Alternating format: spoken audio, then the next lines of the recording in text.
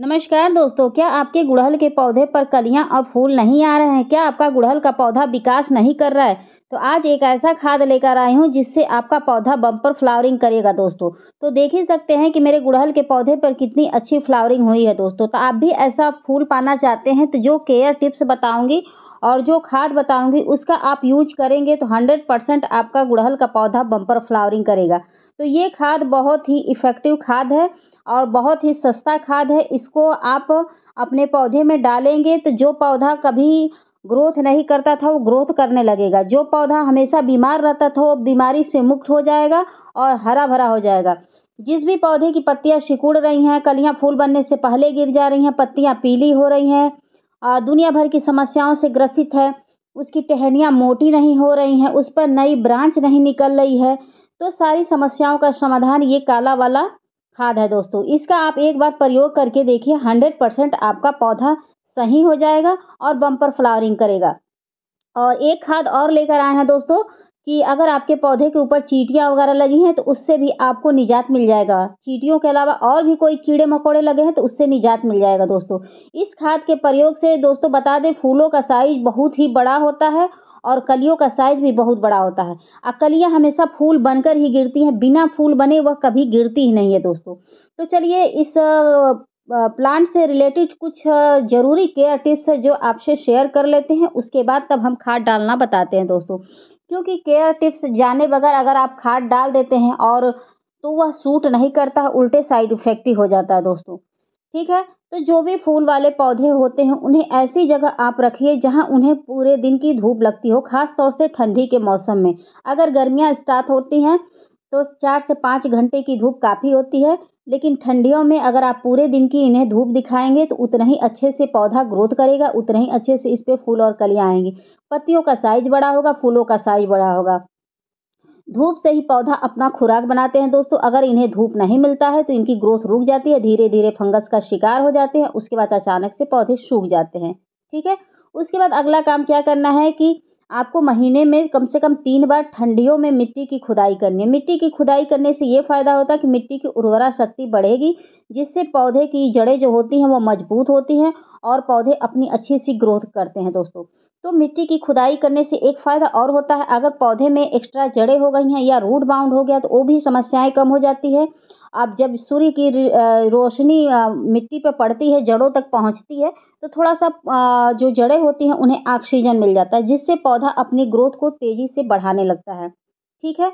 और दूसरा फ़ायदा ये होता है दोस्तों कि आप ठंडी में मिट्टी की खुदाई आप करेंगे, महीने में 3 बार या 4 बार, तो उससे ये फ़ायदा होगा कि ठंडी में पौधे को सूखने के चांसेज़ नहीं रहेंगे, पाला वगैरह पौधे को नहीं लगेगा। अगर आप चाहते हैं आपके पौधे को पाला ना लगे, यानी कि ठंडी ना लगे, तो आप मिट्टी की खुदाई ज़रूर करिए और पूरे दिन की सनलाइट में रखिए, ठीक है? और अगला काम क्या करना है, खाद डालने के साथ-साथ एक ज़रूरी केयर टिप्स और होता है दोस्तों कि जब भी ठंडी में आप पानी डालिएगा तो पौधों को नहलाते हुए डालिएगा। आप जिस पौधों को नहलाते हुए पानी डालेंगे, एक तो पौधे की पत्तियाँ साफ़ हो जाएँगी, उस पे कोई डस्ट वगैरह नहीं बैठेगा, कोई कीड़े-मकोड़े नहीं बैठेंगे। दूसरा उन पौधों को पाला वगैरह नहीं लगेगा तो वही पौधा स्वस्थ रहेंगे और वही फूलों और कलियों से लदे रहेंगे और उसमें कोई समस्याएँ नहीं होंगी दोस्तों। तो आप खुद ही देख सकते हैं कि मेरे गार्डन में कितने अच्छे-अच्छे फूल खिले हुए हैं, तो मैं कुछ ऐसे ही इनकी केयर करती हूँ दोस्तों। उसके बाद बता दें कि अगला काम दोस्तों तो पौधे के ऊपर अगला काम ये करना है कि महीने में कम से कम 2 बार ठंडियों के मौसम में कीटनाशक का उपयोग करिए पौधे के ऊपर। क्योंकि पौधे के ऊपर कीड़े-मकोड़े लग जाते हैं, जिससे अचानक पत्तियाँ पीली हो जाती हैं, सिकुड़ जाती हैं या गिर जाती हैं।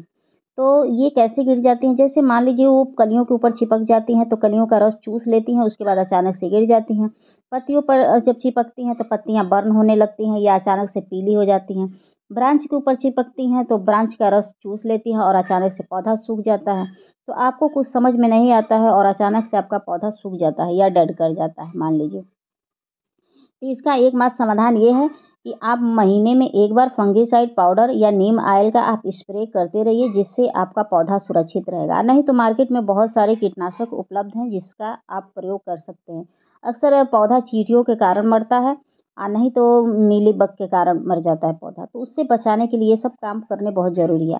महीने में एक बार मिट्टी के अंदर नीम खली का प्रयोग करना न भूलें। उससे ये होता है कि मिट्टी के अंदर कोई कीटाणु वगैरह कीड़े मकोड़े लगे रहते हैं तो उससे पौधे को निजात मिल जाता है। अगर आप महीने में एक बार नहीं डालेंगे मिट्टी के अंदर कोई भी कीटनाशक या नीम खली या फंगीसाइड पाउडर, तो मिट्टी स्वस्थ नहीं होगी। जब ये हम खादें डालते हैं, नीम खली हुआ या फंगीसाइड पाउडर, तो मिट्टी हमारी स्वस्थ होती है। जब मिट्टी स्वस्थ होती है तो उसी की पत्तियां बहुत अच्छे से खुल के आती हैं, प्रॉपर तरीके से विकास होता है दोस्तों। ठीक है, तो महीने में एक बार डालना बहुत ज़रूरी है। लेकिन आप अब मान लीजिए ज़मीन में लगाए हैं यही पौधा, तो नहीं भी डालेंगे तो कोई प्रॉब्लम नहीं है। लेकिन गमले में लगा रहता है तो उसकी विशेष देखभाल करनी पड़ती है। अगर आप विशेष देखभाल नहीं करेंगे तो पौधा कतई आपका विकास नहीं करेगा, धीरे धीरे सूख भी जाएगा। क्योंकि धीरे धीरे इसलिए सूख जाएगा कि मिट्टी के अंदर दुनिया भर के कीड़े मकोड़े रहते हैं जो जड़ों को नुकसान पहुंचाते हैं, जिसकी वजह से पौधा सूख जाता है। तो उसके बाद अगला काम क्या करना है कि आप मिट्टी की खुदाई करके ही खाद डालिएगा। तो खुदाई करने से पहले एक चीज़ चेक कर लीजिएगा कि मिट्टी के ऊपर अगर कोई घास वगैरह हो तो उसको हटा दीजिएगा, पौधे के ऊपर पीली पत्तियाँ हों, सूखे फूल हों तो उसको हटा दीजिएगा। क्योंकि ये पौधे की एक्स्ट्रा एनर्जी को ले लेती हैं, जिससे बाधा अवरुद्ध होने लगती है दोस्तों। तो ऐसे आपको भी करना है दोस्तों। तो देखिए मैं कैसे मिट्टी की खुदाई कर रही हूँ। मिट्टी की खुदाई से ये फ़ायदा होता है, मिट्टी जब ढीली होती है तो जो एक्स्ट्रा जड़ें रहती हैं वो भी टूट के बिखर जाती है। तो उससे घबराने की ज़रूरत नहीं है। मेन ब्रांच को छेड़ने की ज़रूरत नहीं है, लेकिन अगल-बगल की जो जड़ें हैं ये टूट जाए तो बहुत ही अच्छा है। नई जड़ें फिर तैयार होंगी तो बहुत अच्छे से पौधा विकास करेगा दोस्तों। तो खुद ही देख सकते हैं कि मेरा पौधा कितने अच्छे से विकास किया है और इस पे कितने अच्छे से पत्तियाँ आई हुई हैं, कितनी चौड़ी-चौड़ी आई हैं, चिकनी-चिकनी आई हैं। तो मैं जो आज खाद प्रयोग कर रही हूँ उसी खाद के कारण हुआ है और महीने में मैं 1 बार डालती हूँ। अगर मैं रासायनिक डालती हूँ तो महीने में 1 बार डालती हूँ, अगर ऑर्गेनिक डालती हूँ तो महीने में 2 या 3 4 बार भी डाल सकती हूँ दोस्तों। तो ऐसा करती हूँ।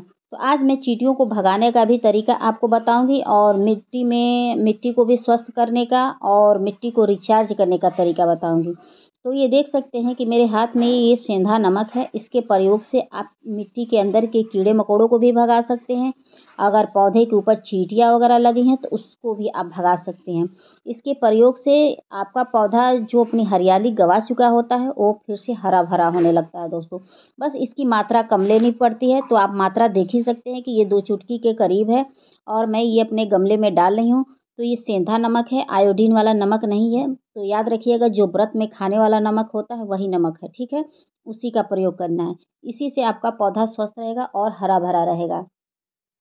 तो इसका प्रयोग आप एक बार कर लेते हैं तो आपका पौधा कभी सूखेगा नहीं। उसके बाद ये देख सकते हैं कि ये गोबर की खाद है। गोबर की खाद में सारे पोषक तत्व मौजूद होते हैं जो एक पौधे के लिए बहुत ही ज़रूरी रहते हैं। अगर आपका पौधा सूखने के कगार पर पहुंच गया है तो अगर आप गोबर की खाद डालते हैं तो सारे पोषक तत्व जो एक ज़रूरी होते हैं पौधे के लिए वह मिल जाते हैं। तो इसको आप महीने में डालिए, तो इसकी कोई लिमिटेशन नहीं है। आप चाहें जितना डाल सकते हैं, लेकिन एक काम करिएगा, मिट्टी होनी चाहिए, ठीक है? तो इसकी कोई मात्रा का वो नहीं है, आप जितना डालेंगे आपके फ़ायदा ही करेगा, नुकसान नहीं पहुँचाएगा। नमक और ये गोबर की खाद का कॉम्बिनेशन बहुत ही अच्छा है, एक बार आप डाल के देखिए कितना फ़ायदा करेगा दोस्तों, ठीक है? उसके बाद मैंने ये केचुए की खाद लिया है। केचुए की खाद में भी सारे पोषक तत्व मौजूद होते हैं जो एक पौधे के लिए ज़रूरी होते हैं। तो आप महीने में 1 बार 1 मुट्ठी या 2 मुट्ठी अपने गमले के अनुसार आप डालना ना भूलें। केचुए की खाद भी बहुत ज़रूरी होता है। केचुए की खाद से ये होता है कि जब केचुआ मिट्टी में उत्पन्न होते हैं तो मिट्टी को ढीली करते हैं। जब मिट्टी को ढीली करते हैं और ढीली भी करते हैं और मिट्टी की उर्वरा शक्ति भी बढ़ती है, मिट्टी ताकतवर होती है, जड़ों को भी मजबूती मिलती है। तो केचुए की खाद, गोबर की खाद, नमक बहुत ही इफ़ेक्टिव खाद है, तो इसको आप डालना ना भूलिए दोस्तों। इसको आप हर महीने डालिए, फिर देखिए आपका पौधा कितने अच्छे से विकास करता है। और बता दें कि जो पौधा कभी अपनी ग्रोथ पकड़ ही नहीं रहा, उसमें आप नमक डाल के तो देखिए, नमक बहुत ही इस समय मैं कंटिन्यू नमक अपने हर पौधों में डाल रही हूँ और हर गुड़हल में डाल रही हूँ, क्योंकि मेरे पास गुड़हल टोटल 60 तरह का है, 60 तरह का है दोस्तों, तो सब में मैं रोज़ डालती हूँ। तो आपको भी डालना बताती हूँ। उसके बाद मैंने डीएपी के दाने लिए हैं, तो इसके मैं कुछ ही दाने डालूँगी, अपने गमले के अनुसार आप भी लीजिएगा, ज़्यादा मात्रा ना करिएगा। ज़्यादा मात्रा करेंगे तो पत्तियों का जो पत्तियों का कलर जो डार्क दिख रहा है वो लाइट कलर का हो जाएगा और धीरे-धीरे पौधा सूख जाएगा। इसकी मात्रा जितना ही कम लेंगे डीएपी के उतना ही बेहतर है। तो मैं ये 8-10 दाने के करीब ली हूँ और ये जड़ों से थोड़ा-सा दूरी पकड़ के ऐसे दबा दे रही हूँ। उसके बाद मैं पानी इसमें डालूँगी भरपूर मात्रा में दोस्तों। तो डीएपी हमेशा जड़ों से दूर डालिएगा और जब इसको डालिएगा तो भरपूर मात्रा में पानी डालिएगा, पानी की कोई कमी नहीं होनी चाहिए, ठीक है। उसके बाद मैं 1 चम्मच के करीब फंगिसाइड पाउडर डाली हूँ। फंगिसाइड पाउडर से ये फ़ायदा है कि अगर मिट्टी के अंदर कोई फंगस वगैरह होंगे तो उनका नाश हो जाएगा। अक्सर आपको गोबर की खाद में फंगस वगैरह देखने को मिलते हैं, कीड़े मकोड़े देखने को मिलते हैं, तो अगर आप फंगिसाइड पाउडर डालते हैं तो ज़्यादा बेहतर होगा, क्योंकि गोबर की खाद में 100% मिलते हैं गोबर की खाद में। कभी देखिएगा उसमें टाड़ा मिलेंगे तो कभी छोटे-छोटे ऐसे मिलेंगे, तो उसे डालने से सुरक्षित हो जाता है पौधा। उसके बाद ये देख सकते हैं कि ये सरसों की खली का लिक्विड है, इसमें भी सारे पोषक तत्व मिलते हैं। ये अगर आप सरसों की खली का लिक्विड अगर डाल देते हैं अपने पौधे में, तो आपका पौधा जो मरने के कगार पे पहुँच गया वह जीवित हो जाएगा, कभी सूखेगा नहीं। इस सरसों की खली डालने से ये होता है कि थोड़ा-सा ये गर्म होता है और ठंडी में अगर आप सरसों की खली का लिक्विड डालते हैं तो पौधे को कतई पाला नहीं लगेगा, बट ठंडी के कारण आपका पौधा कतई नहीं सूखेगा दोस्तों। तो आप सरसों की खली का लिक्विड डालिए, लेकिन पतला लेयर डालिएगा, मोटा डालेंगे तो इसमें कीड़े उत्पन्न हो जाएँगे व्हाइट-व्हाइट। उसके बाद चलिए हम छिड़काव करना बताते हैं कि अगर पौधे के ऊपर मीलीबग लग गया, लाही लग गया, चींटियाँ लग गई हैं, तो उन सब से कैसे छिड़काव करके आप निजात पा सकते हैं। तो नमक ऐसा चीज़ है कि उससे आप बहुत अच्छा कीटनाशक बना सकते हैं। एक बार प्रयोग करके देखिएगा, लेकिन मात्रा कम डालिएगा। मैंने 1 चम्मच के करीब इसमें फंगिसाइड पाउडर लिया है, क्योंकि मुझे जो ये होते हैं ना गुलाब, उन पर भी छिड़काव करने हैं इसके, और भी फूलों पे करना। उसके बाद ये मैं सेंधा नमक ले रही हूँ, तो इसकी मात्रा आप देख लीजिएगा कि मैं कम ली हूँ। तो ये 1.5 लीटर पानी में आप देखते रहिए कि मैं कितनी मिला रही हूँ दोस्तों।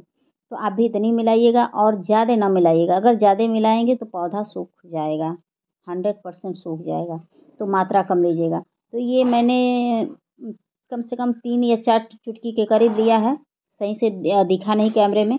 लेकिन आप 1 चम्मच जो खाने वाला चम्मच होता है, 1 चम्मच का चौथाई हिस्सा लेकर 2 लीटर पानी में घोलकर और आप छिड़काव कर दीजिएगा। कोई उसका साइड इफ़ेक्ट नहीं है, कोई नुकसान नहीं है। मात्रा बढ़ाएँगे तो पौधे सूख जाएँगे। चींटियों को मारने के बजाय पौधे ही डेड हो जाएँगे। उसके बाद ऐसे कर के सारे पौधों पर छिड़काव कर दीजिएगा दोस्तों।